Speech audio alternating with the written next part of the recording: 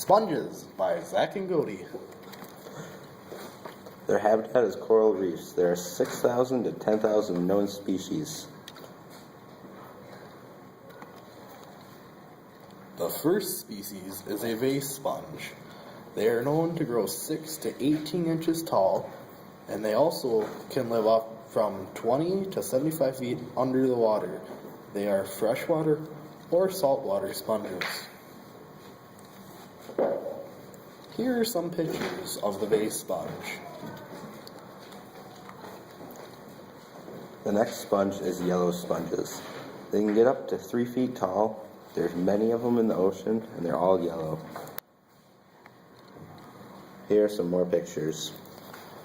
As you can see in the top left corner, it is a very common sponge. Now these are the tube sponges. They can grow 3 feet tall, and they are always purple.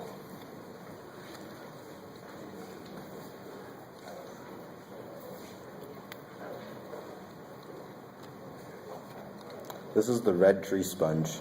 They're very bright in color, up to 8 inches tall.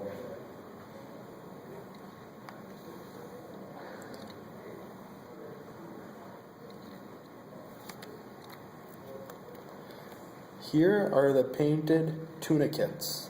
They are also known as sea squirts. And in my opinion, some of the coolest looking sponges there are.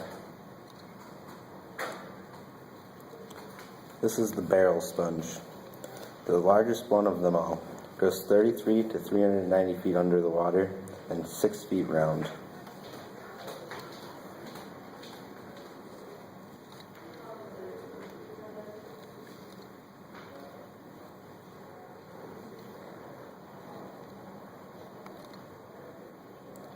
This is the rarest sponge of them all, also known as SpongeBob. He lives in a pineapple under the sea with his pet snail, Gary.